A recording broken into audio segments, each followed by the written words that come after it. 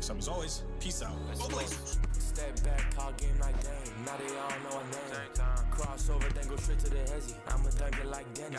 Small market, yeah, we making it big. Now we got Toumani Camaras. Clinging on guards like Drew. You can't even move, ain't nobody stopping us. Rip City turn up, we making some noise. Pass to the present, we get it like Roy. More to be rockin', we bringing the force. Gang with a dime, that's a bucket, of course. If Shaedon bought a dunk, you gotta move. Young and still hustling like Scoop. Come and tap in, see what's new. Blazers Uprise on the crew.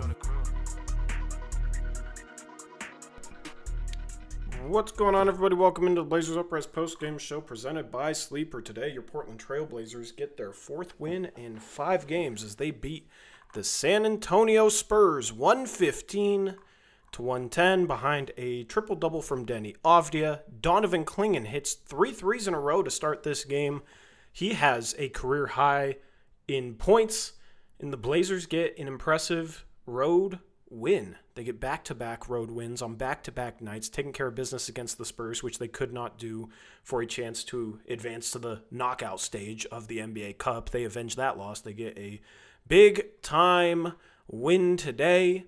Eric, what's going on, man? How are you doing? Well, I'm doing pretty good. Nice to see the Blazers at least take care of business tonight. Yeah, Blazers took care of business tonight. What were your thoughts on this one? I mean, Blazers survived a absolutely brutal game from Shaedon Sharpe. He was just terrible in this one. Clingan, as you mentioned, came out of the game like gangbusters. He was phenomenal in that first quarter and had some great moments throughout the game. Deni didn't score a ton of points early on, but he was dishing out the assists. And like you mentioned, finished with a triple-double. So yeah, it was a really good performance from several players. Caleb Love with another solid game. Blazers have some rough moments in the clutch, but end up having the Spurs miss a couple shots there at the end and get a much-needed victory on the road.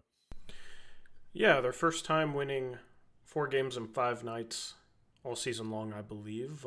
Good little stretch that they're on. We talked about how they need to find a way to pick up some wins, claw back towards 500. Well, they're doing that right now, and then they come home and they face a Utah Jazz team up next. So good opportunity to win 5 out of 6 and move to 17-20 on the season if they can take care of business in their upcoming game. This was a game that Portland started hot, 35 points in the first quarter. Let San Antonio claw back into it. The Blazers then built another lead there in the second half. Once again, let San Antonio cut back into it. But I will say I've been happy with the Blazers' play in crunch time lately compared to some of the debacles that they had 2 to 4 weeks ago. So the Blazers, once again, get another crunch time win. Maybe a game that shouldn't have gone to crunch time because the Blazers led the majority of this game. They led 89% of this game. They had a 15-point lead at one point in this game. But San Antonio clawed back in, led by Luke Cornett. That was their leading scorer today. 23 points for him. He had 5 blocks, 3 assists. He was really good today. The Blazers, probably could have won this game by double digits if they could make free throws. 16 for 27 from the free throw line is not good. 59%. That's pretty brutal. 11 turnovers for 24 assists. I don't have team stats graphic. I'm not doing a team stats graphic, by the way.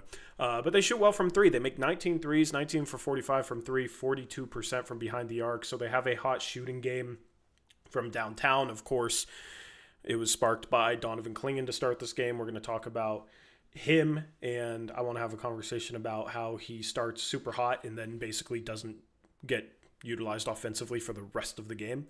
It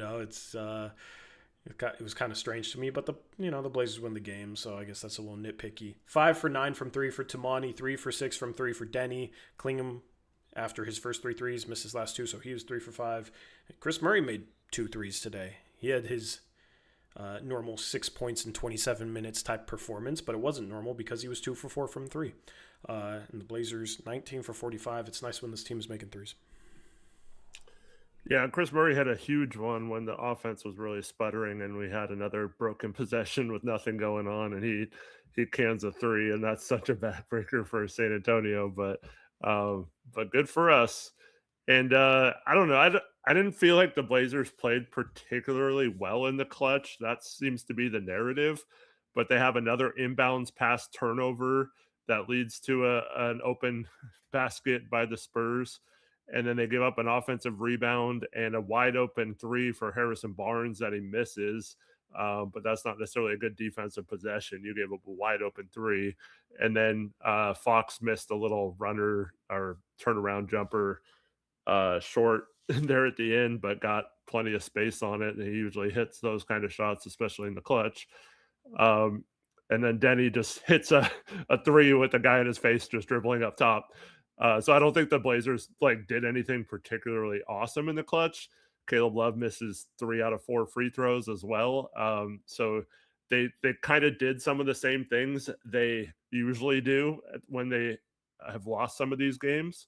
But that Deni 3-pointer, man, was just a dagger. And luckily Caleb made at least one free throw to make it a 2-possession game. Or I think it made it 5 points at that time. But yeah, Blazers did just enough to win this one. Yeah, Deni hits a clutch 3. He's hit a few clutch 3s this season. I've been happy with the way he's played in crunch time, and he had it rolling all game long from a passing standpoint. He had 6 assists in the first 6 minutes, which is a much better stat than we were talking about last game in the first 6 minutes, where we were focused on how the Blazers had 9 fouls. It's in the first 6 minutes last game. But Deni, 6 assists, starts off this game hot, of course, feeding Donovan Clingan, and San Antonio wasn't really respecting the pick and pop, wasn't really guarding Clingan behind the three-point line. Even after he made a couple, he gets a third in a row and knocks it down. Pretty cool to see a center hit 3 straight threes.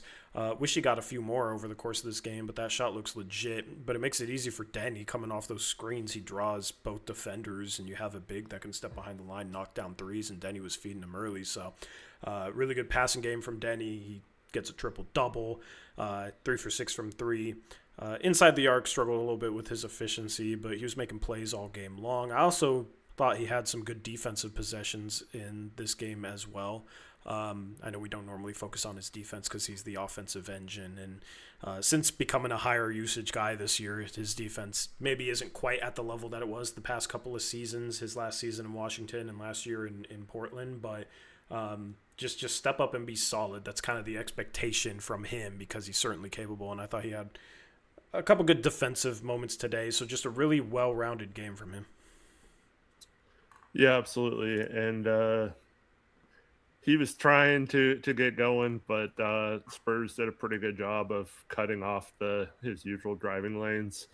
And that especially led to Clingan being able to hit those threes at the beginning. And then we had the usual kickouts to non-shooters this game. Fortunately for the Blazers, some of those non-shooters actually hit some of them. But overall, Deni with another masterful performance. You'll take the 9 for 23 when he has a near 30-point triple-double. So it's just another really solid game. And I mean, his 3-point shot looks really good. He passed up one. He ended up getting it back on the same possession, but there was a play where Shaedon passed to him. He passed it up to go to Sissoko in the corner, and it's like, dude, just shoot the ball if you're open. Like I want Deni to shoot that, not Sissoko. And but he ended up, the ball got passed back around to Sharpe, and then he passed back to Deni, and he hit a 3. And so that was a good play. Happy to see him shoot it the second time he got it as the shot clock was winding down. But that clutch 3 he hit, man, was just awesome. And he seems so confident when he shoots those threes, and he lets his hands go down like so quick. He doesn't hold his form very high on some of them, and it just seems like he's like money when he does that. And I would actually like to see him shoot more like we talked about last game. But solid. He really set the tone early. I know Donovan made all those baskets, but there were a whole lot of them were off of Deni passes, and Deni was just doing a good job of finding people early. Yeah, agreed. And then I like that defensively this team is performing a little bit better. gave up 110 today, gave up 109 last game to the Pelicans. And I know people say it's the Pelicans and they had guys hurt, but the last time we faced a hurt Pelicans team on the road, they gave up 143 points. So 109 was much better. Had that game against the Celtics, they only gave up 108. They gave up 122 to the Mavs, but it seems like the defense is doing a better job, at least just kind of controlling the damage. Nothing really stands out to me as to why the defense is playing better. I don't know if anything stands out to you. I think last game it was that they cleaned up the fouling was the biggest thing, and today the Blazers finished with 16 fouls, which isn't terrible. That's 4 fouls a quarter, so I feel like they're doing a little better job cleaning up some of the fouling a little bit and cleaning up the turnovers as well. They only have 11 turnovers in this game, and I feel like that's the recipe for wins right now, is just take care of the ball, don't get in foul trouble. Obviously, you need some other things to go right, and making 19 threes certainly helped today take care of this game, but this team is fine if they just take care of the ball and they don't get into foul trouble, especially with the lack of depth that they have right now due to the injuries. So those are kind of the keys that I'm looking for every single game. Can they control their fouls? Can they control the turnovers? And then hopefully have some guys step up and make threes, which happened today. So those 3 things happen, and this team looks like a legitimate NBA team. Some of their rough moments has been when they're super foul heavy and they're super sloppy and sparking runs for the other team the other way, and you got some subpar shooters not being shot. So very happy in that regard the past couple of nights, how they've just played more disciplined basketball. Yeah, I forgot who it was, but there was a Twitter thing that broke down half court efficiency, both offensively and defensively, and the Blazers were near the middle on defense, but last in offense. And that kind of stuff is kind of what we've been talking about, at least defensively. When they have a chance to get back and set their defense and just play solid and not foul, like you mentioned, they've been actually pretty good this year. It's just far too often they have those 20 turnover games, and that leads to a lot of easier baskets or opportunities where you're not matched up right, or you have to hustle to get back, and then there's a loose ball or a rebound opportunity for the other team because you're not in position to get a rebound or whatever the case may be. These last couple games, they've just done a much better job of limiting those turnovers so that it's not an issue and they're not getting out and running outside of a few plays. But I really think that is key, is the Blazers being able to set their defense and just play solid without fouling. We know Donovan got 5 fouls tonight. He was in a little bit of foul trouble, got his 4th one early in the second half, got his 5th one early in the 4th quarter, had to come out for a little bit. But overall, I think they did a pretty good job of not fouling once again. And how many free throws did San Antonio end up shooting? I don't have the team stats. 23. In front of me. 23. I mean, that's a decent amount, but it's not terrible. So I think they'll take that. Yep. So yeah, they're just doing a much better job of being able to get back on defense and actually play defense without fouling. And I don't know if it's been an adjustment other than they're just taking care of the ball and not giving up these plays where they're having to hustle back on defense and transition. But they're also, when you hit 40+% from 3, you're also limiting how many long rebounds are coming off, and that also limits how much the other team can run. So that helps too, to make shots. And then also, I mean, Donovan just amazing on the offensive rebounds once again. Every time we miss a shot, it seems like he's in the mix trying to get one.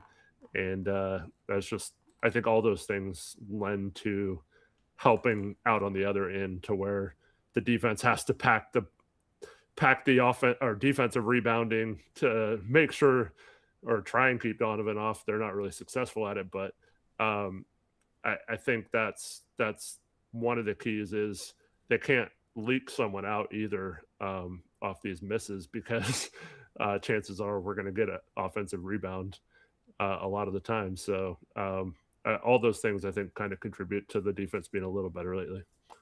Yeah, absolutely. Clingan 6 offensive rebounds with his 24 points. We're gonna keep this normal. Anything else that stood out team wise before we get into the players here? I mean, just the rebounding overall. If you want to include the offensive rebounds with that, 16 to 12. But the Blazers are doing a pretty good job of controlling the boards. They did give up 12 offensive rebounds, but I think it's looking better than it was. We're not getting destroyed on the boards like we were earlier in the season in terms of overall rebounding numbers. And I think that's also helped a lot, just being able to at least keep it close, or in this case, out rebound the other team by a couple of rebounds. Yeah, absolutely. Do you want to start with the good or the bad? Let's start with good. All right, let's start with the good, and then we'll get to the bad. So Deni today, once again, 29 points, 11 rebounds, 10 assists. Just a really, really good, well-rounded game, as I said earlier. I like that he was a little bit more aggressive today, hunting his shot, and the efficiency was a little bit worse, but I asked that from him yesterday compared to some of the other guys that are shooting the ball on this team. Funny enough, this was a good shooting night for pretty much everybody involved, but the passing is just truly special at this point.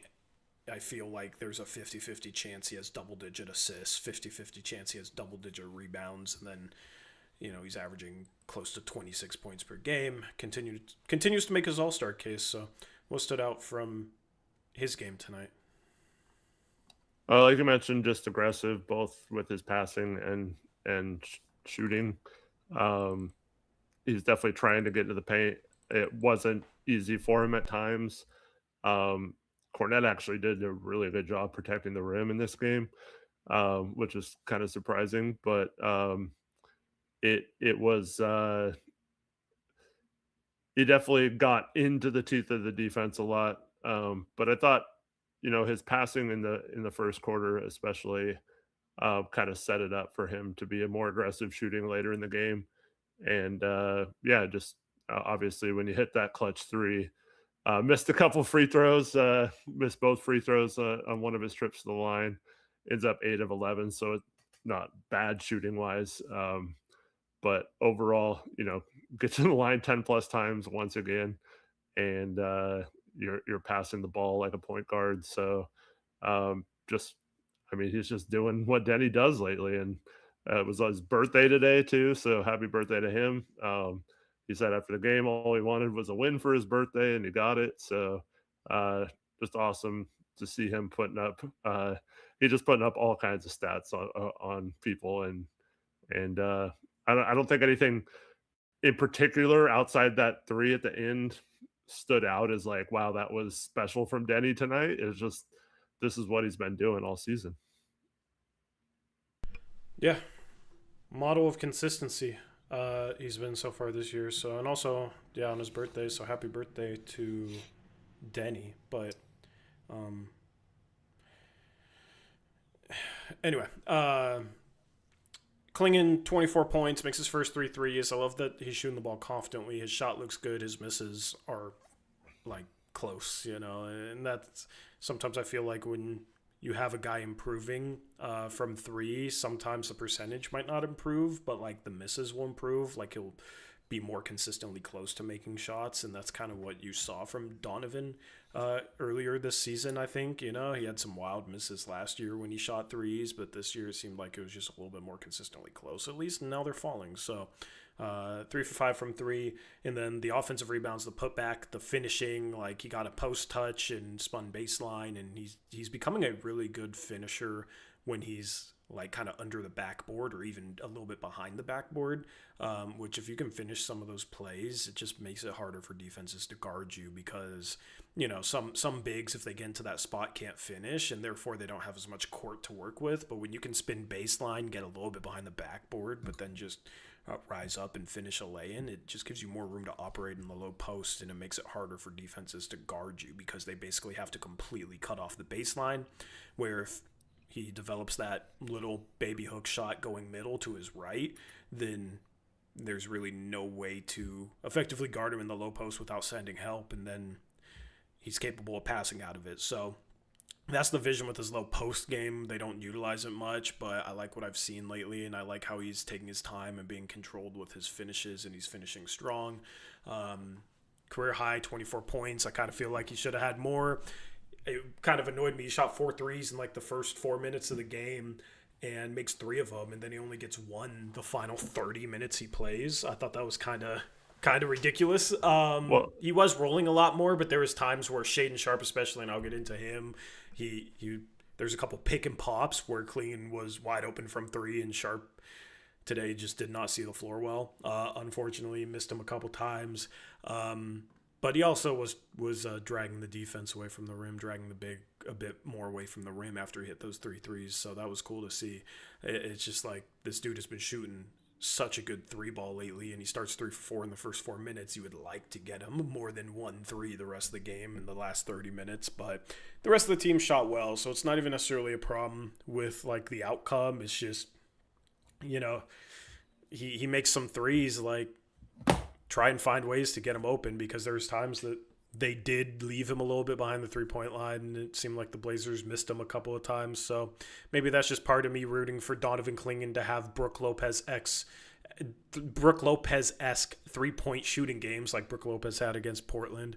I love myself a Donovan Clingan 3, but yeah, he was 18 points at halftime and a little quieter offensively there in the second half. Did get into foul trouble, but played 34 minutes, continues to play heavy minutes, and continues to do so super effectively. So really love what he provided today. He was phenomenal, and he's been phenomenal lately. Yeah, the Spurs did adjust a little bit. They were not giving him space a lot. I know they missed him a couple times when he did have some space, like you mentioned, but for the most part, the Spurs did adjust the defense, and that is one of the greatest things about Donovan's ability to hit that 3, if he is consistent with it from here on out, is that the defense had to automatically switch after the first couple minutes of this game, and it did open up the inside for Donovan at least. The paint was still packed when Donovan wasn't in the game. That continues to be an issue when he has to sit out, and the other team doesn't have to worry about our other bigs, or if we don't have a big in there, our forwards really not shooting much. So yeah, I do think Donovan realized that they adjusted a little bit and made it a point to go inside. He also had some nice passes in this game, including one to cutting Deni. That was really nice. Yeah, so, but man, Donovan's been awesome lately, and this guy is playing like, I mean, he's almost playing at an all-star level lately too. I know he's not going to be an all-star, but man, he's been fantastic. Yeah. I will say it feels like his defense is slightly worse than last year, which is a bit confusing to me, but I think part of it's just trying not to foul. Like, he's playing a little softer, I think, as a rim protector, but he gets called for so many fouls, and he has to play 30 to 35 minutes a game right now that I kind of understand it. But if you remember last year, he started off his career, he had a block in like 18 straight games or something insane like that. In the last 6 games, he has 1 block. Yeah. He's definitely not getting the block shots, and he is getting caught. I don't know if it's like him being out of position or not getting into position quick enough, but there were several points in this game where like Fox or Harper would drive, and he had to either make a decision to leave Cornet or to stay home, and it seemed like he guessed wrong like every time in this game. And now that's, once again, we've talked about this for years, going back to the Nurk days. That's not necessarily on the center. That's more the defense putting him in a position to have to decide between 2 bad options. But it just seems like lately it's like anything he does when in those situations where it's 2-on-1, he's just making the wrong decision or not quite getting to the ball quick enough. And I don't necessarily think that's bad defense. It's just we got to stop finding a way to get him or keep putting him in those positions as well. Yeah, so the offensive flashes and the offensive stuff he's doing lately is phenomenal. It's fun. It's really encouraging. The defensive stuff is slightly perplexing right now because he's asked to do a lot, and I wouldn't say he's doing a bad job defensively, but he hasn't quite looked like the top 5 rim protector lately that I expect him to. He has a high bar on that side of the floor because of his pedigree on that side of the floor in college and even his rookie season. So, advanced numbers, if you believe in all like the basketball index, rim protection, advanced stats, and all that stuff, they all grade him out as an A level rim protector, still an elite rim protector. So, it's just block shots doesn't necessarily mean good defense as well. It just seems like he's having a little bit less of a presence where guys are attacking him a little bit more, especially bigs, like getting that little 5-foot floater off on him pretty easily right now and connecting on it lately. So would like to see him improve a little bit defensively. He's a year too big. It's his sophomore season, and you can be a good defender and still have room for improvement in certain areas. And I want to see him become, the next Rudy Gobert, which is maybe a top 3 defensive anchor ever. Like he's a multi-year defensive player of the year type of guy, but that's my hope for Donovan. I know it's very, very high hopes, but that's the type of potential I feel like he has defensively. So, if he can combine that with the offensive traits, then he definitely is an all-star center in the future. One of the things, though, I mean, he was in foul trouble early last night with the 2 fouls, and then tonight he's in foul trouble pretty much the whole game with the 5. And last night we had Rob Will, so it's not quite as bad, but I do think part of it is obviously we're not super reliant on having Hansen or Young Hansen as our backup right now. So I think part of it is too, he's not chasing as many blocks because he's trying to not foul or stay out of foul troubles. And that's been, as we talked about, our foul situation has gotten a little better.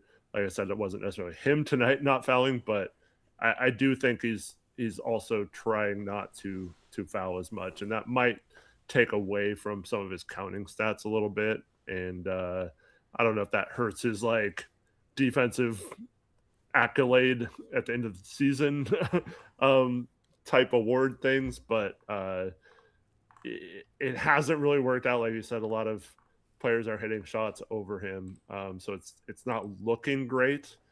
But then you look at the advanced numbers, and they all still pencil him as one of the best rim protectors in the league. So it's kind of a like, which is it? Is he just playing like I don't think he's playing bad or anything. It's just I just think some players are hitting shots on him, and it's just he's not getting blocks either. So it's looking like it's not as good, but I think it's fine.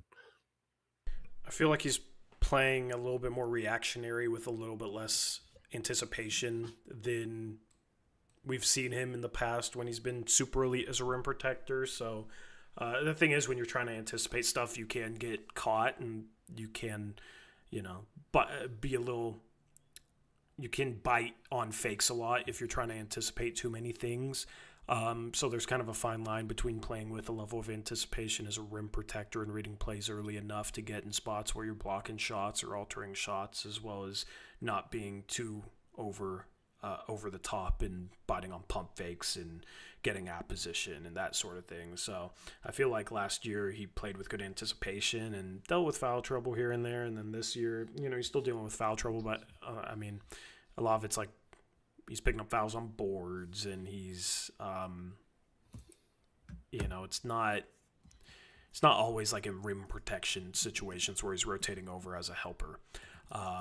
So just finding that fine line, not fouling, but still anticipating plays, I think is when he'll start to really break out defensively at another level. He's already pretty good, but I still think he has the potential to be a top 3 rim protector in this league, a guy that can be in defensive player of the year conversations. So he's a second-year big, and bigs take time to develop, and he's been good to start his career defensively, and there's still some room for growth there.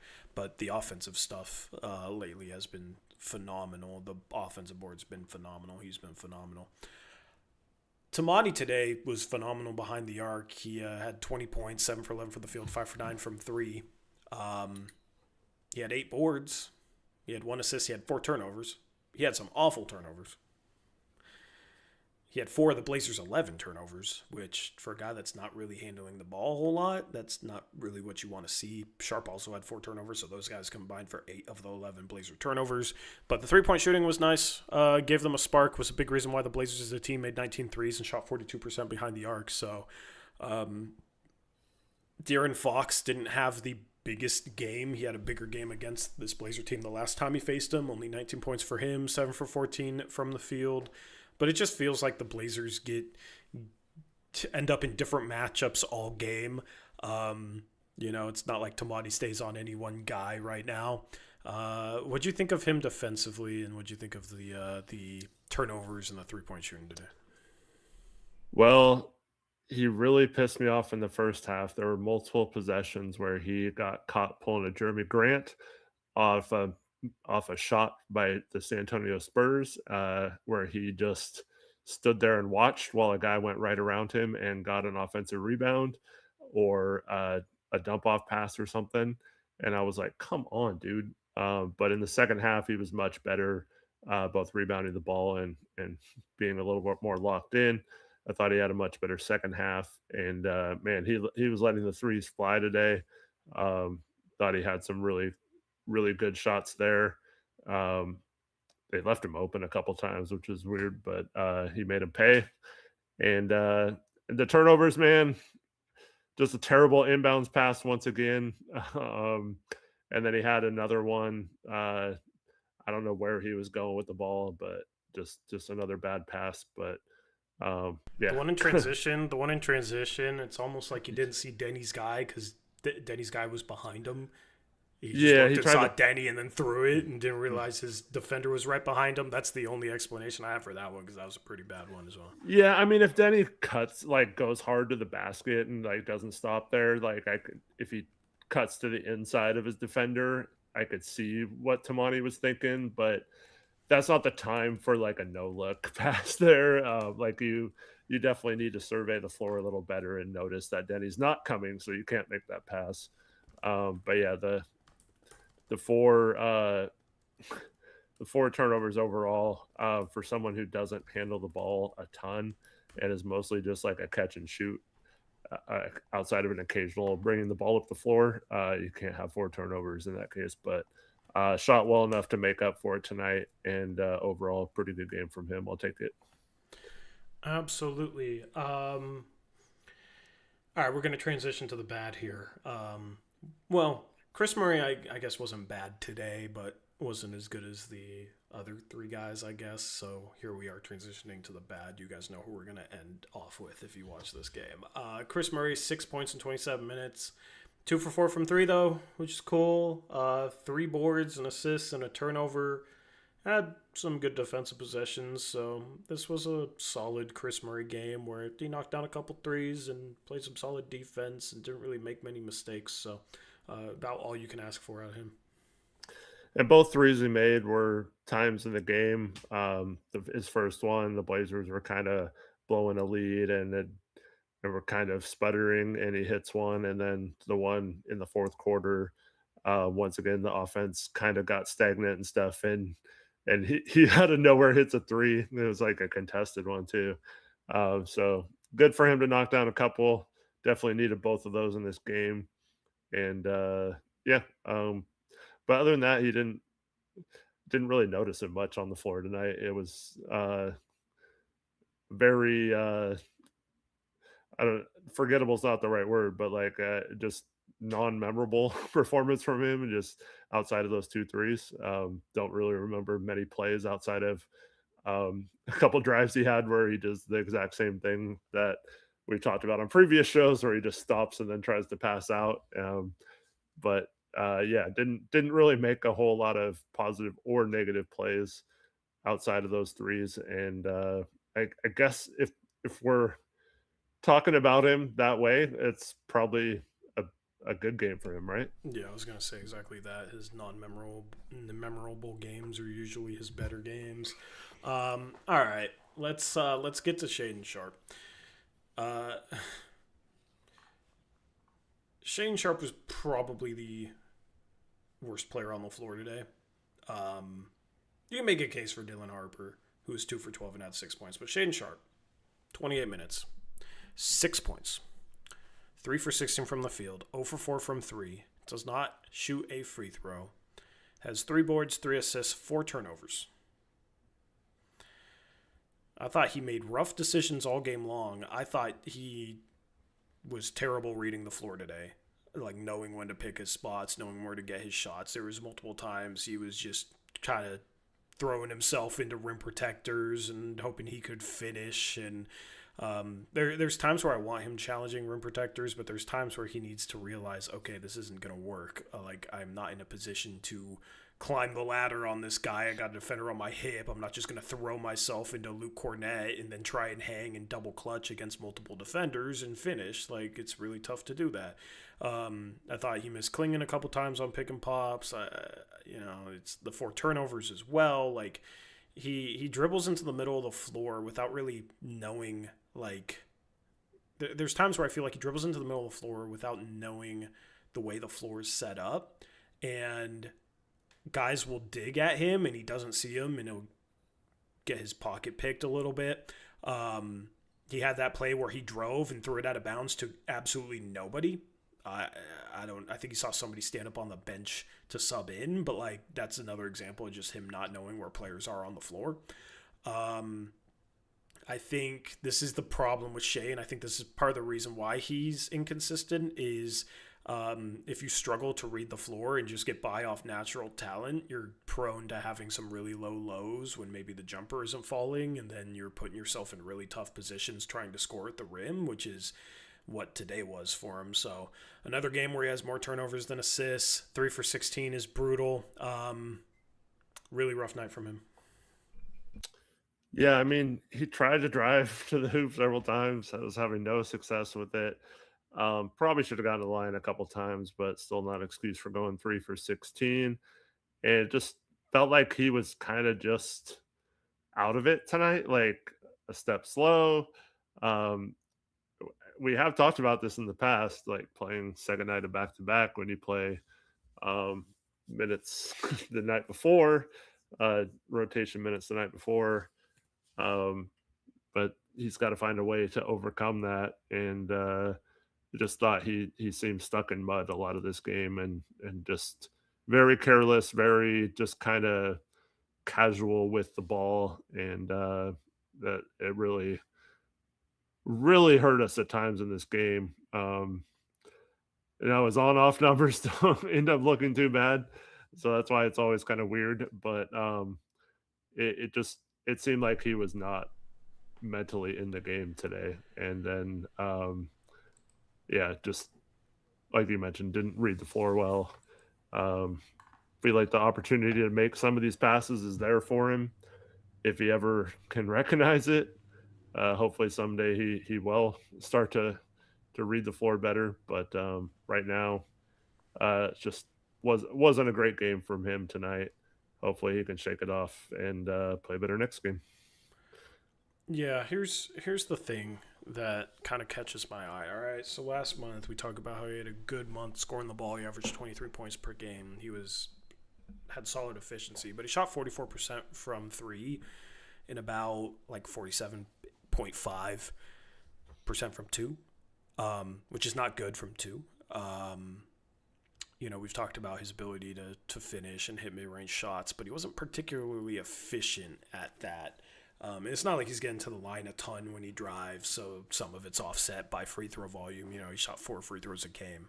in the month of December, which is okay, but it's nothing like that remarkable for a guy that scores the ball and has the ball as much as he does. He's shooting 19 field goal attempts a game in the month of December. So, but he shot 44% from three. He averaged 2.9 assists, 3.4 turnovers. The last 3 games, he's 0 for 2, 1 for 6, 0 for 4 from 3. I hope that this isn't getting back into a slump, but he's 1 for 12 his last 3 games from 3. He was fine last night. He was 9 for 18 from the field. But like if he's not going to be, if he's going to struggle with his efficiency inside the arc, and I think a lot of that's just kind of decision making and not picking the right spots to attack or try and challenge a rim protector. In the 3-point shooting, obviously he's not going to shoot 44% from 3 on the season. He's not that level of shooter. He's averaging more turnovers than assists. Like that's where just like the decision making and reading the floor is holding him back if he's not the most efficient player inside the arc. I feel like a lot of it's due to decision-making stuff. The assists versus the turnovers, the playmaking for others, the not seeing a defender that's digging at him and then losing the ball that way, or throwing the ball out of bounds like he did today. That's just like a court vision problem. So, I mean, that's just the one thing. It's that and the 3-point shooting are like the 2 biggest separators between him and being a star. And the 3-point shooting last month was great, and I'm not too worried about a 3-game stretch considering we saw a much bigger sample before that of him actually knocking down threes. I just hope that it doesn't become a too much of a slump. But yeah, just the one thing right now that I feel like is not trending in the right direction is like the reading the defense and the court vision stuff. Yeah, on that one, he threw the ball out of bounds. It was such a simple. Donovan's just standing right there next to him. All he has to do is hand the ball to him, and Donovan has like a dunk or an easy lane. Yeah. And I don't know how you miss that with him standing right there. You have to like pass basically over him to throw that pass out of bounds. All you have to do is drive and that's like one of the easiest reads and dump off passes you can make in a game, and he just didn't see it. Yeah, I had the thought this game, I wonder if he hates Clingan. I don't. Yeah. I mean, well, I'm not saying he hates Clingan, obviously. No, I know. But just don't start what?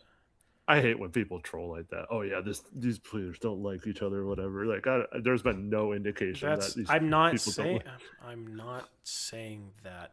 I just mean from the standpoint of how many times he missed him, and obviously that's due to his struggles reading the floor. His struggles. He'll hit a big man on a pocket pass, but he doesn't really see the big unless it's like a direct pocket pass, or he's even when the big's rolling with him. Like, how many times do we see him throw a lob to a big?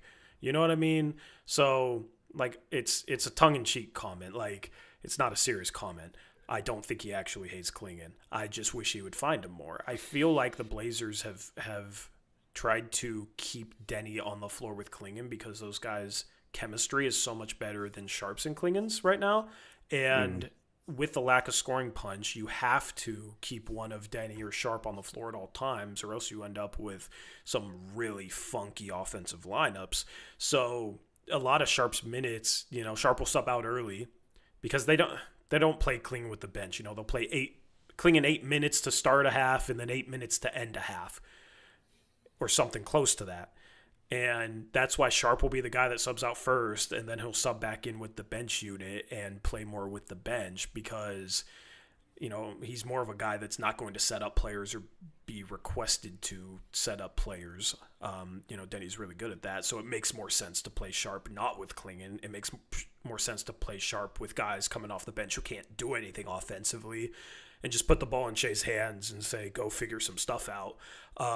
But that's just where I want to see growth. I want to see progress in that area of him just seeing the floor a little bit better, because there's just times, like you said, where Clingan, or I mean, even other players. It seems like easy dump off for interior passes when he drives, and it's just almost like once he gets below the free throw line, his eyes zero in on the help, and he just tries to go right at the help. Like, he doesn't shoot a ton of floaters. He doesn't, if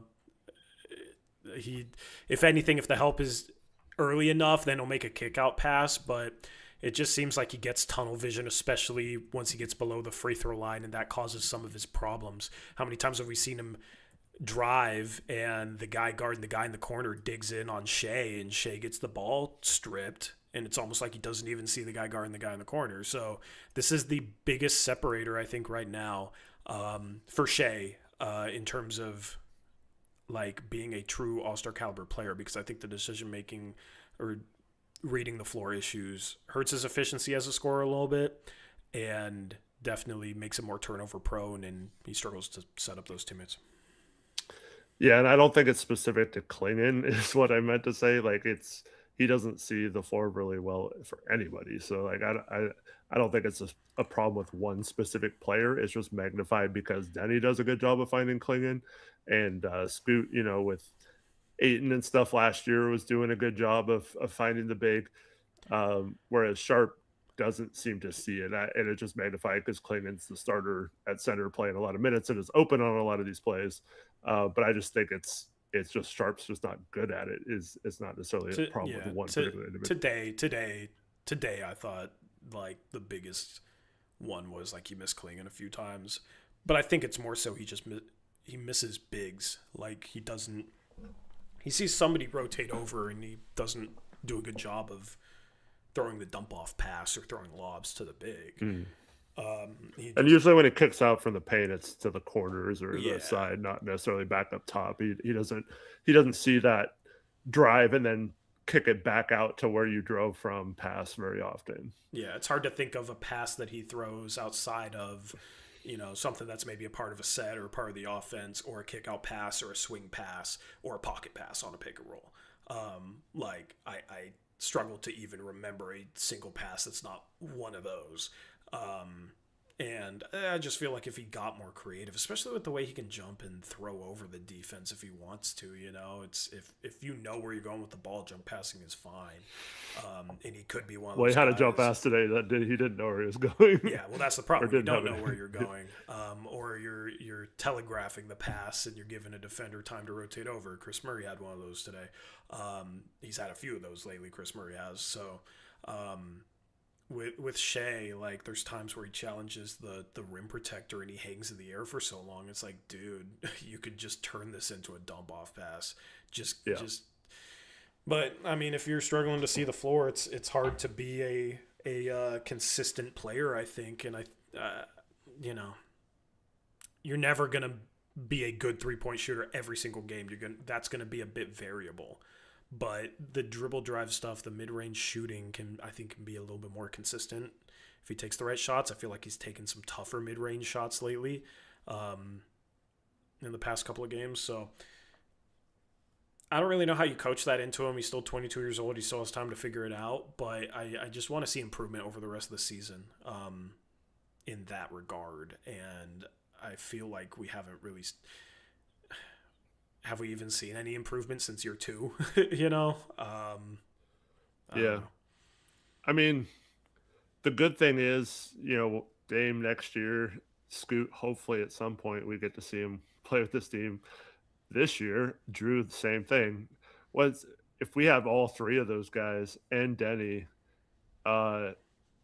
we magically don't have to have Sharpe have the ball that often, even if he's playing with the second unit. So, luckily, that problem clears itself if he never gets better because we have players. Oh, Eric got clap cammed. Eric's just gone. Okay. Don't know why.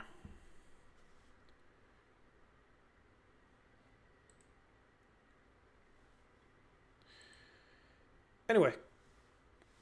The Eric camera issues last night and today have been a bit rough.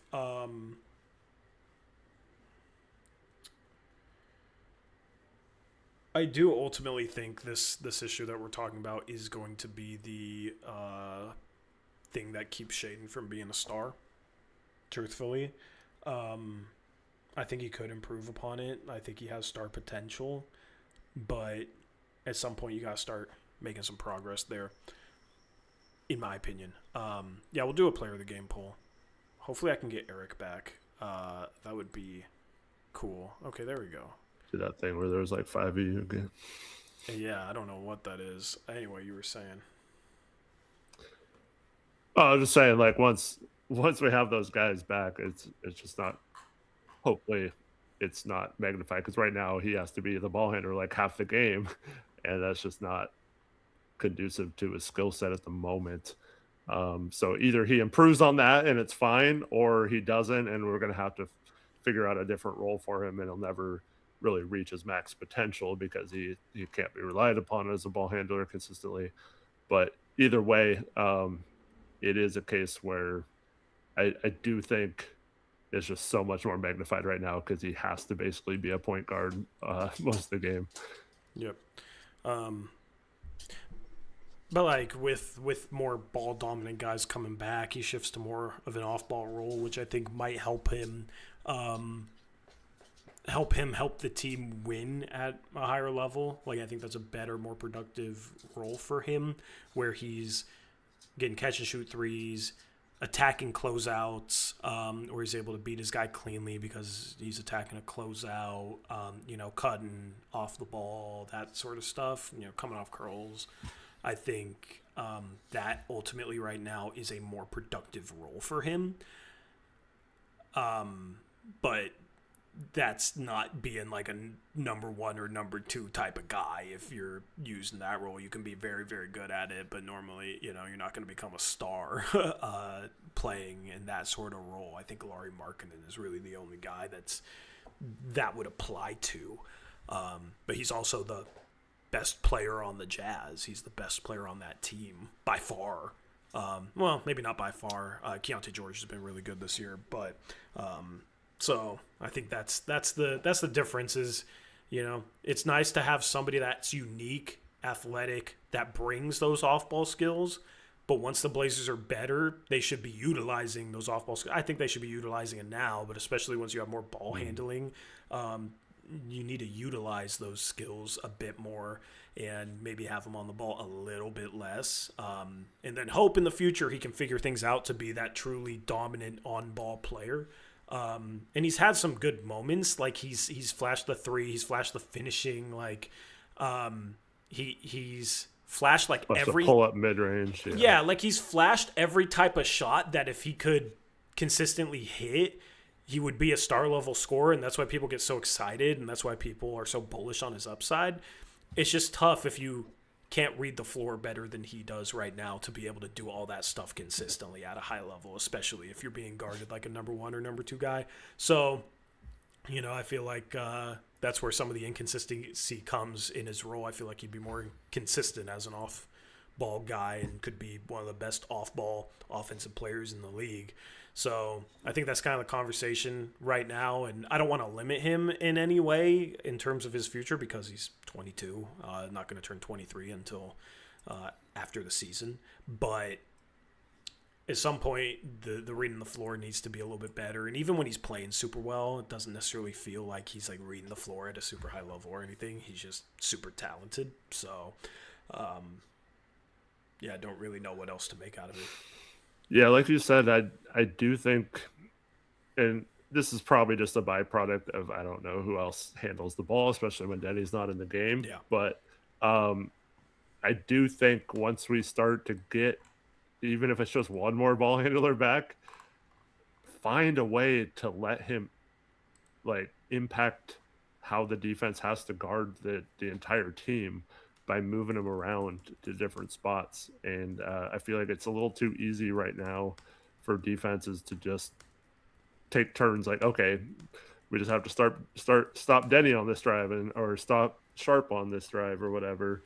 And so eventually I think if you can kind of like always make the defense think that he's going to cut or get a backdoor screen or like obviously if he's a kick out option in the corner versus Chris Murray or City Sissoko or someone like that, I think the defenses will have to play a little bit tighter on him, even if he doesn't shoot the three well. I still think they respect him more than they respect those guys. But I do, man, I do wonder why they don't ever like utilize that, because they weren't even doing a good job before the injury started, when they had Grant, they had Drew and stuff, where you didn't need Shea to handle the ball as much as he is right now. But hopefully someday the Blazers find a way to let him and his abilities impact a defense off ball versus always being on the ball. Yeah, absolutely.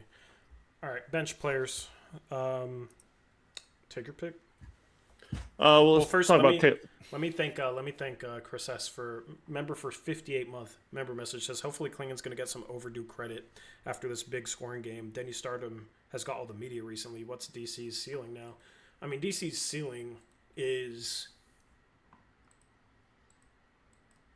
I mean, maybe this is a little over optimistic, but Gobert with better offensive skills, like. And maybe Gobert's a little high defensively, but, you know, like, the dream is he can be a Rudy Gobert level defensive player, but also shoot threes, make more of his free throws, and pass. I mean, if you had a prime Rudy Gobert with Donovan Clingan's offensive skills right now, is that a top 20 player in the league? Probably. Yeah. Yeah, so, like, ceiling is definitely all-star, like, top 15-ish player in the league, but that's dependent on him becoming a Gobert-level defensive big, you know, where that would truly separate him from other guys. If he can't become that, which is probably more likely than not because that's a really high bar to reach, then, you know, fringe all-star level big, you know, a Jared Allen type guy with better offensive skills would be my hope. You know, more of a three-point shot, can pass a little bit better. And Jared Allen's been an all-star before. So I think that's kind of a more realistic like comparison that I think Clingan will reach. But if you're talking absolute ceiling, I think he has a really high ceiling. Yeah. I mean, I don't think their games are similar. So that's not the comparison I'm making. But just in terms of being a positive on the offensive end while also being a really good defender, my mind keeps coming back to Marc Gasol with the grit and grind Memphis Grizzlies. I think he won. Didn't he win Defensive Player of the Year one year? It got votes for it several straight years. So I think that type of thing where he's like a positive on offense, can shoot the three, space the floor a little bit. But yeah, I don't know. I would love for your upside to be right. I don't know. I don't know if he has, like, Gobert just has a little bit. He's got much better timing on his blocks and stuff. He anticipates them better, Eric. Yeah, that's exactly why I was talking about that. Yeah, but at the same time, like, we've seen Gobert get played off the court in playoffs and stuff like that, and we haven't seen Donovan have to guard on the perimeter much, like teams have done to the playoffs to Gobert. But I do know the stupid zone, which we ran a couple times tonight too, and got burnt on it. Him having to close out on those shooters in the corners has not been a good strategy so far. But that's a lot different than just guarding someone like on the perimeter, you know. We did get more stops, I think, out of the zone than we normally do. To be fair, I think it was a little bit better today, like, which is rare. All right, so Caleb Love today. Let me pull up the box score again. Has another 6 for 13, solid right? game off the bench. Yeah, he scores 16 points in 28 minutes. He had 5 boards, 2 assists, didn't turn over the ball, was 6 for 13 from the field, 3 for 9 from 3. So a good offensive game from him. 1 for 4 from the free throw line, though, is not pretty. He had 4 crunch time free throws. It's funny because I had somebody on Twitter. It's like, at least Caleb Love is going to make clutch time free throws. Like somebody, I forget who or where, but somebody legitimately said that to me yesterday. So then when he goes to the line twice in crunch time and goes 1 for 4 from the free throw line, it's like, wow, what a jinx. What a jinx. But yeah, another solid game off the bench. Yeah, it's been fantastic. What is that, 6 straight games now that he's been good? 5 or 6. Just another solid effort. Yep, knocking down shots and stepping up once again.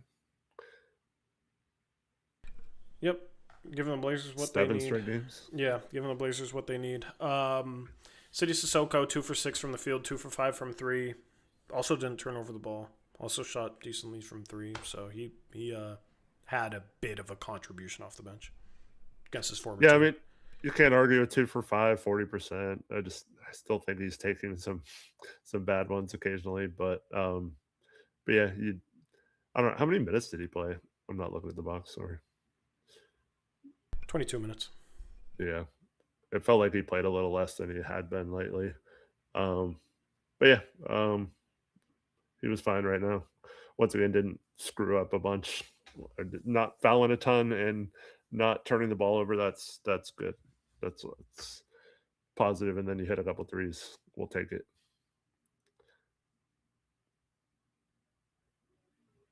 You're muted. Oh, my bad. Absolutely. Repair, 5 points in 15 minutes. I thought he was... I was just going to say, like, he made a 3. He's 1 for 3 from 3. He did have a terrible, like, I thought, pull-up that he almost airballed in the middle of from, like, around the free throw line that I wasn't a big fan of, and that coincided with a stretch where the Spurs went on the run, and I thought Caleb Love took a couple bad shots during that stretch. Ryan Repair took a bad shot during that stretch, and Shea capped it off with a turnover where it's just like, man, it's, it was a pretty ugly stretch of basketball. But what were your thoughts on Repair today? I mean, he hit that big 3 towards the beginning of the fourth quarter, and then that one move he had for his 5th point, or 4th and 5th points was pretty good. Outside of that, didn't really do a whole lot. But I mean, his 2 buckets were big in the fourth quarter, I thought. And we benched Sharpe.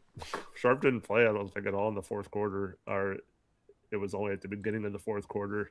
He did not play in the stretch run of this game. So I think Repair played a little longer in the fourth quarter than normally would. Let me check this. Sharpe played the first 4.5 minutes of the fourth and then got subbed out, and I don't think he came back. Never came back in, yeah. Because during that stretch, he missed a floater, got a steal, made a shot at the rim, and then he had that really bad out-of-bounds pass where he threw it to nobody, and he got subbed out right after that. Mm-hmm. Young plays some minutes today. Young had a really nice pass. I think it was the first possession he was in the game. Yep. I think did he make both free throws or did he miss? He made both. He's shot the free throw well this year. He's above 90% on a obviously small sample. Like once he misses one, that might be below 80. So, but he's knocked down free throws once he's gone to the line. Yeah, so he had a couple positive plays. Outside of that, didn't do a whole lot, but once again, didn't screw up a ton either, so we'll take it, right? Yeah, he had 2 blocks. Mm-hmm. Had a couple good defensive possessions. But one of them I thought Sissoko got before he got credited for it, but I don't know. Yeah. I mean, we're sitting here like, why can't Clingan get a block? Young Hansen got 2 blocks, which is kind of funny. Well, I will say players challenge Young when he's in much more than they do Clingan. Clingan to deter. Yeah. Okay, that's all the players. There's something else I wanted to bring up. We'll look at the standings in a second. Let me make a graphic for that so I can we can dive into the standings now that the Blazers have won a couple of games. Yeah. Next game, we got the Utah Jazz. Need to put wins on these graphics, but look at this week for the Blazers. They beat Boston. They beat... it's funny because the days are wrong. How are the days wrong? Yeah, the days are wrong at the top, which is funny. But, so next game's Monday. Just realized I made that mistake. But look at this. 5 games in 7 days, you win 4 of them, and 3 of the games you had to play on the road, and the only one you lost was at OKC. That's about as good of a week as I could have hoped for. Yeah, absolutely. Maybe even enough for Deni to get some Player of the Week votes, maybe? Maybe. That'd be cool. Next game at Utah. Gotta beat Utah. Gotta keep this run going. You're finally winning some basketball games. You're still shorthanded. I remember what I wanted to talk about, but I have to go for a second, so you just hold it down for a second. Okay.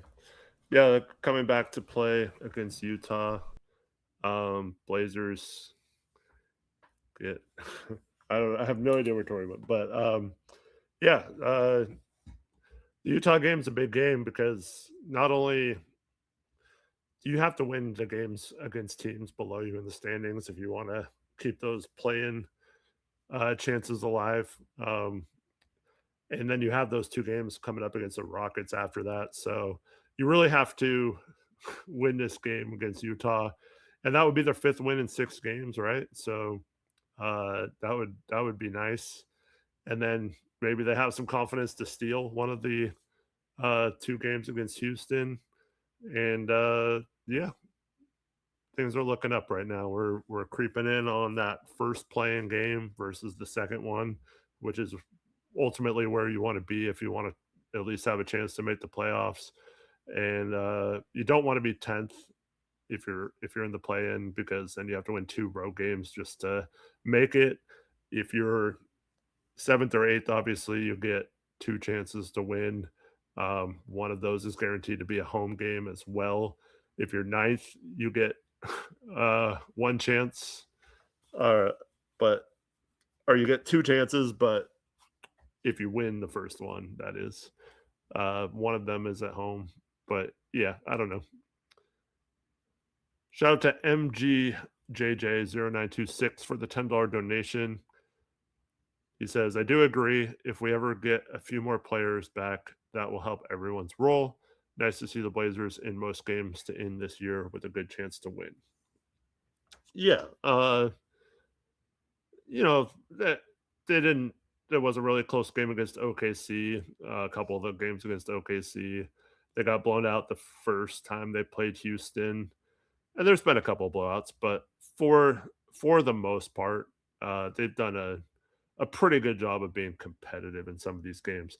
Actually, the most disappointing game in the entire season to me was the first time we played San Antonio without Wemby at home with a chance to win the group stage and laid an egg.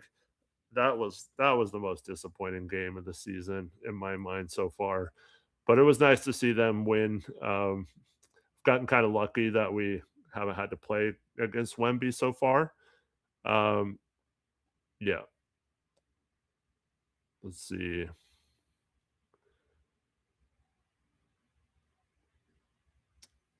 Rage Tempo and Marv say need one of those wins. Hopefully we can snatch one from the Rockets.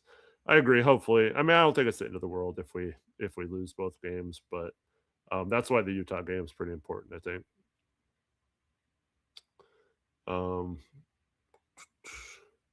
But yeah, Blazer team is hanging around. They're hanging around. That's all we can hope for, right, guys? Let's see. I'm gonna bring up the standings here. And yeah, it's unfortunately our other team tonight did not show up. I don't know if they thought the game started on Sunday instead of Saturday or what, but our Tori and I are both 49er fans, and were a no-show in their biggest game of the year, so that was disappointing tonight. And maybe a little bit why Torrey's been I came kind of back a bump little out. too soon. Yeah. Yeah. Michael asks, what are the chances we make a trade before the deadline? Man, if the Blazers don't make a move again just to get some sort of shooter, or if they're going to have these injuries be prolonged and not have anyone back by the All-Star or by the trade deadline, and they just sit on their hands again and don't make a single move and don't help Deni right now, that's just, I don't know, that's fireable offense to me. So they better make at least one small move to bring in some sort of shooting or ball handling help. Yeah. Did you read the dono? Yeah. Thank you, MGJJ. Appreciate that. Anyway, you know what? I don't feel like making a standings graphic. Let me just literally pull up ESPN standings. Yeah, I just pulled it up. The Blazers will find themselves tied for 9th right now with the Grizzlies. 4 games behind, under 500. That's they're starting to get it back towards 500. 2.5 back of the Warriors, who I don't think that game's gone final yet. Let me see what that score is. So it could be 3, could be 2 after tonight. No, Warriors are up 11 with 3:30 left against the Jazz. So looks like they're going to win. We'll be 3 games out of 8th. But we have the tiebreaker over the Warriors. Just have to get back to that 500 range. And hopefully Memphis loses tomorrow so we can be all alone at 9th. Yeah, so the Clippers have won 6 in a row. The Clippers, it looks like, are going to be a problem, but also that's that OKC pick falling down the lottery odds, which is really good news. So hopefully the Clippers, instead of the Grizzlies, are at least in the play-in. Don't want OKC to get a top 3 player in this draft. You're still 5 games behind Phoenix, man. Like, I don't understand. Yeah. I don't understand why Phoenix is so good. Let me look at like strength of schedule stuff too here. Tankathon. Let's see. Remaining strength of schedule. So Portland has the 3rd easiest remaining strength of schedule. Phoenix has the 3rd hardest. So I guess that works in the Blazers' favor. Also, Phoenix outside of Jalen Green has been pretty damn healthy so far this season. I mean, Mark Williams missed a little bit of time, but he always misses a little bit of time. The hope is that these schedules, the Blazers were able to outperform Phoenix the rest of the year, maybe make up some ground. Portland does have multiple games left against the Suns. That will be very, very important if the Blazers want to try and catch them for the 7 seed. Those games are on February 3rd and February 22nd. And only 3 games against the Suns so far this year, and the Blazers lost the first one, so I think you probably have to win those 2 so that you have the tiebreaker instead of them, and hope that you can make up ground over the rest of the schedule. But games against Phoenix, these 2 games against Memphis after a trade deadline, very important games for play-in positioning.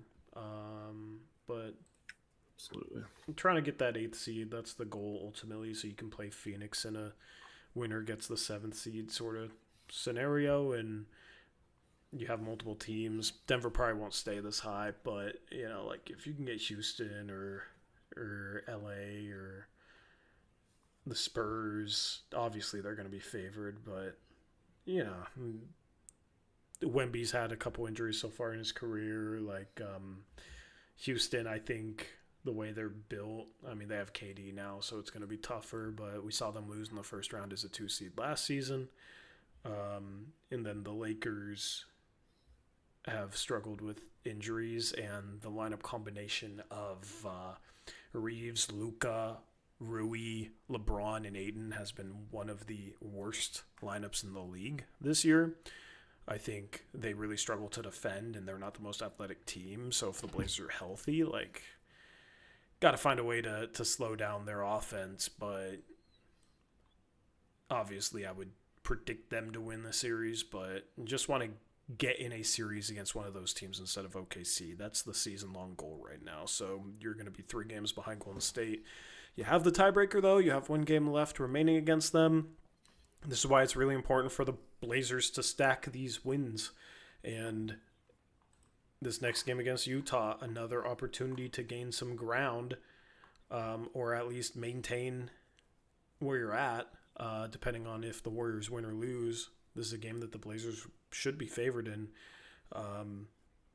It's nice to see some green on the schedule. The Blazers are 7-4 in their last 11 games, so they've been able to get things done. You know, they fell to 9-16. Things were looking bleak. They've been able to get things done after this stretch, which was good, but you still got to keep finding a way to get some wins. You know, you got Utah, but then Houston twice in New York. Can you win at least one of these games? Can you maybe shock the world, win 2? I don't know. But like the goal, 2-2 over the next 4 games, over this 4-game homestand. Would love 3-1, but that feels a little optimistic. And the rest of the month still isn't particularly easy. There's that Golden State game, so you got this 4-game homestand before this final Golden State game, and then that's on the road, and then you have 4 out of 5 at home right after that against some opponents that I think the Blazers can beat, especially if they're getting a little healthier. So this homestand is important that you don't have a letdown against Utah or don't like lose all 3 of these games. They just got to keep stacking wins. And then these games, Golden State, Phoenix, if you have a chance at catching them, Memphis are the important ones. Yep, absolutely. Anyway.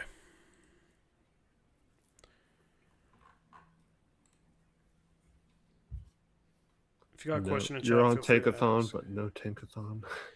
Do you guys want me to do a Tankathon? I'll do it. No, we I'll can't. do a Tankathon. No, we can't. No, I feel like I'm in a Tankathon mood right now, so I'll do a Tankathon. Wow. Shouldn't have said anything. We're going to move up. Watch. It's called ethical tanking.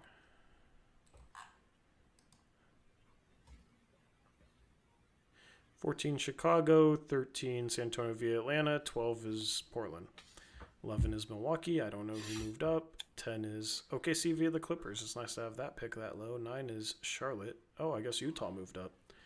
Wow, this is a wild sim. We finally got a wild sim. Haven't gotten many wild sims this year, so I guess it's a good thing we did this. There's all the way up to 5. I have no idea who's top 4 other than Utah and Memphis. And I don't even know. At 4 is Memphis. At 3 is Dallas. At 2 is Sacramento. And at 1 is the Utah Jazz. They finally get a number 1 pick. 4 Western Conference teams there in the top 4. Keeping all the talent in the West. There's some Tankathon. Let's simulate it until the Blazers get top 4. How many tries will it take? 4. Oh, it took 5. That's pretty solid. Pretty solid. Blazers number 1 pick there. All right. Just imagine if we traded for the Hawks pick and this played out. That'd be cool. Or New Orleans, yeah. Or yeah, the pick from New Orleans, yeah. Instead of the Hawks. Instead of the Hawks, yeah. Then you'd be looking at Peterson and DeBonsa. Would that be your top 2 picks today? Yeah. Peterson finally came back and had a monster first half. They had 23 in the first half. If the Blazers get the number 1 pick, I think they have to take Peterson, man. He's listed as 6'5". Yeah. I think you take Peterson, and if you still have Sharpe and Scoot and Damon Drew, Sharpe's just a full-time small forward, and you figure it out. Like, yeah. I will say in this draft, I don't hate, assuming they're picking late lottery, I don't hate the idea of taking a guard. Well, there's a lot of point guards in particular. There's a lot of really good guards in this draft, and you're going to have some solid depth next year, especially if you do anything to improve the team upon where it's at right now. So you have Drew, who's going to be 37 next season. You have Dame, who's going to be 36. And then you have Scoot and Sharp as like your long-term backcourt still, I guess, if they keep both of those guys. But they could always look to move off one of those guys. So long-term, it's you have Scoot and Sharp, maybe, and you have nothing else at the guard spot. Or you might trade one of them and be in need of a guard if you're going to trade one of them for a piece to help this team win the next 2 to 3 years. So if you draft a guard as a developmental piece, like maybe a guy that's not going to play for 2 or 3 years, and then he becomes a starter or a big part of your team. I don't hate that idea. They basically did that with CJ, and CJ was not a one and done guy. CJ was in college for multiple years. Came into the league as an older rookie, and then he sat on the bench for 2 years. Broke out at the end of that second year. I believe it was the second year. No, he year. Played a little bit in his second year because of the Wes Matthews injury. Yeah, he broke out at the end of that year in like the Memphis playoff series. He looked good. The playoffs. Yeah. And then that third year one most improved. So I think with all the guard talent in this draft, I don't hate that for the Blazers if they're picking late lottery.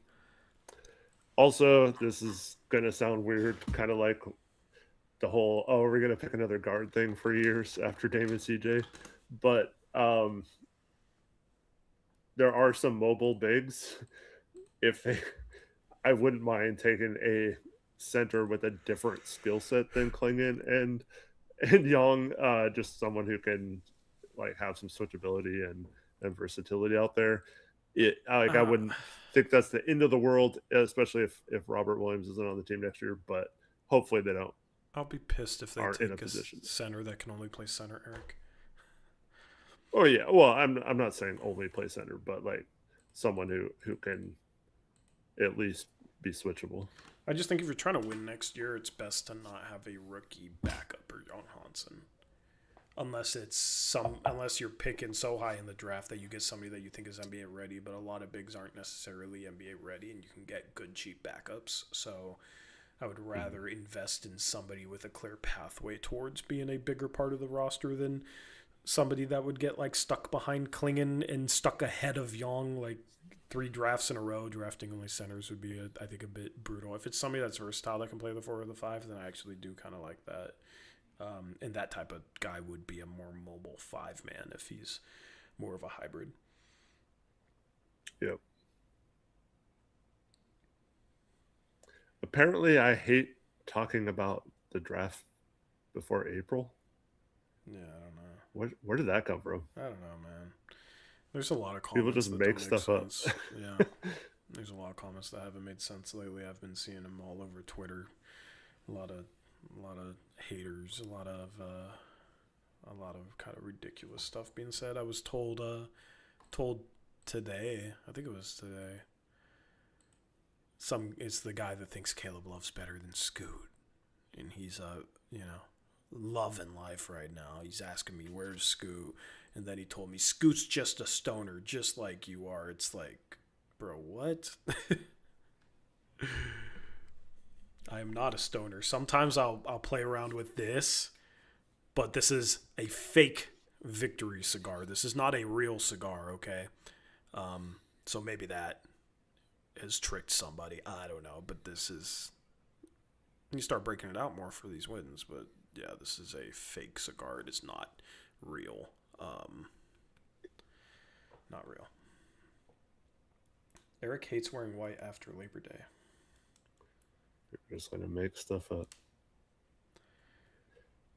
I was pushing back pretty hard on Tankathon simply because this season we have only done it after losses, not victories, and we won tonight. That was breaking a trend for what we've done. I love Tankathon, and I love talking about prospects in the draft. I don't know. No, I lost tonight. That's how I feel. Yeah. It's another season, another failure to break the curse. So, anyway,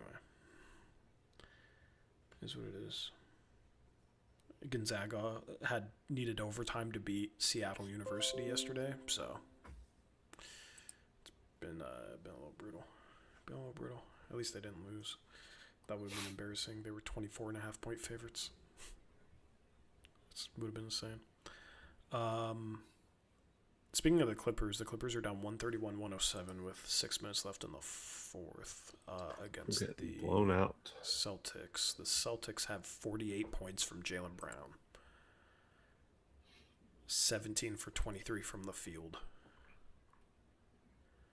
They have 15 points and 19 minutes off the bench from Anthony Simons. Compared to 4 points and 34 minutes for Peyton Pritchard. Yeah, the Clippers have been playing better, but that's a rough one for them.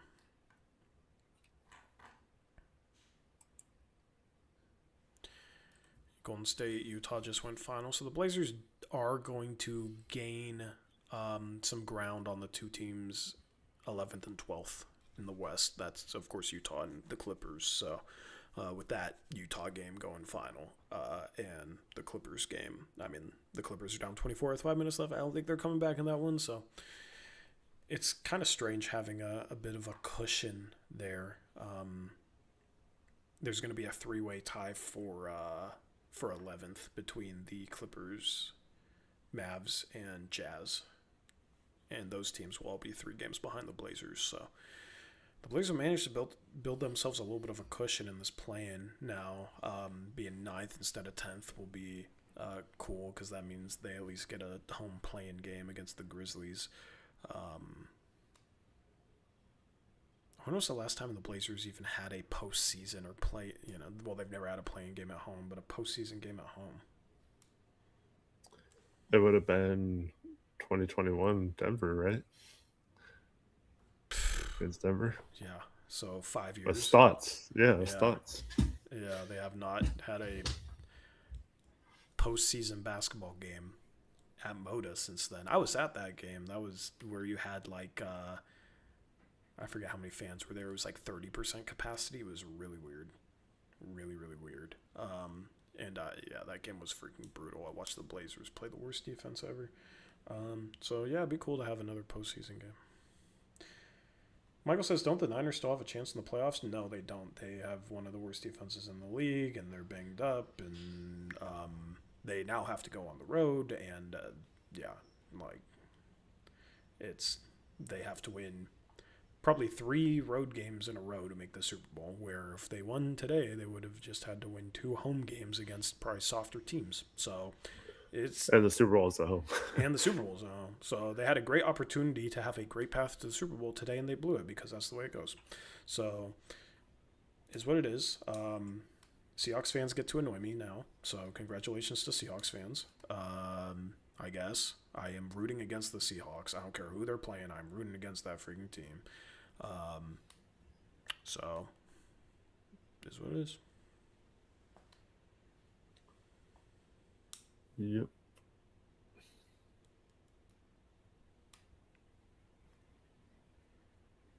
It is what it is.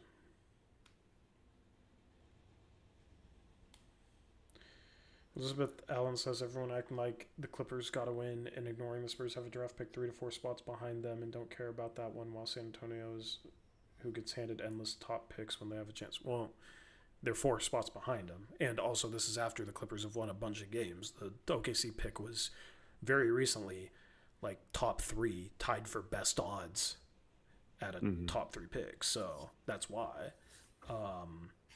It's better now, but if I had to pick between OKC or the Spurs getting a top 3 pick, I'd probably rather have the Spurs than OKC.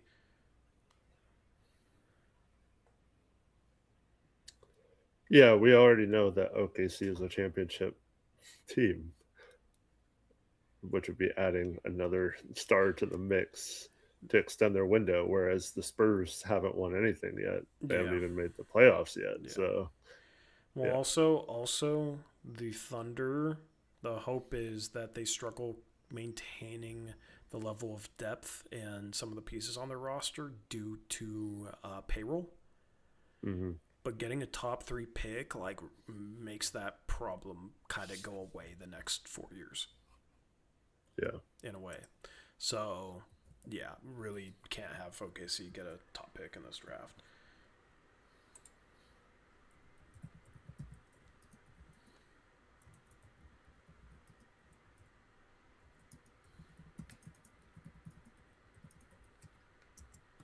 Well, we'll be back on Monday for that post-game show, hopefully after another win. It'd be nice to get 5 out of 6. I will also say Atlanta, I think they're going to be the team that trades for AD if he gets traded. So, like, they're going to make moves, I think, to be competitive. And they're only a game out of ninth. They could play their way in. They're 3 games out of 7th, 3.5 games out of 6th. So they're still kind of right there at the bottom of that picture. And I think they're better with Trae Young. I mean, they beat the Knicks yesterday because they didn't have Trae Young. The Knicks didn't have some other pieces, but that's the way it goes. Any trades you like for us, or did I miss that? Krejci is a guy that I like. Keanu Ellis has been tossed around there. He's also a solid fit. Anybody that can shoot threes at a high level is intriguing to me, especially if they can play the 3 and do anything else. With OKC's ability to identify talent, got a feeling their lottery position will matter a little. That is not true. They drafted Ousmane Dieng, who has not panned out. They, have hit on some picks, but, like, they're not perfect. Getting a top 3 player in this draft, you're almost guaranteed to be drafting a star unless something goes horribly wrong, compared to you have to find a diamond in the rough in the late lottery. So, and they've been a little hit or miss in that regard. It's the same team that drafted Poku. It's the same team that could have had Şengün and traded him to the Rockets, his draft rights. So, and that obviously was a bad decision. So they're not foolproof.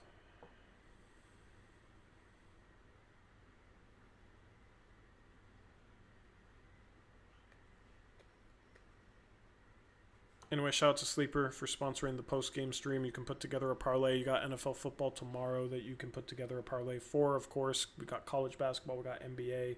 You can mix and match sports, and you can get a free $20 entry, no deposit required, with the promo code Uprise. That's how you can help out the channel as well. You get a 100% deposit match up to $100, and make sure to check them out. Picks are pretty fun on the app. Want to start doing some picks segments. Or going over parlays that me and Eric have. So plan to do that in the new year, which is fun. So shout out to Sleeper for sponsoring the channel. Make sure you use that promo code Uprise. Anything else, Eric? Thanks, everyone, for watching. Hope you have a good rest of your weekend, and hope to see you back on Monday, like I said, after the Blazers hopefully take care of business against Utah. Yeah, the Blazers get another win. Deni Avdija gets another triple-double. Donovan Clingan hits more threes. His shot looks legit. And his game right now looks legit. He's playing awesome basketball. The Blazers survive Sharpe's worst game of the season, behind some hot three-point shooting, 19 threes for the Blazers to help them get the job done today. They've won 4 out of 5 and have a great opportunity to win 5 out of 6 on Monday against the Utah Jazz, and that will be when our next post-game show is. So hopefully you can make it for that one. Hopefully you guys have a good rest of your night. We are out of here. Until next time, as always, peace out. Go Blazers.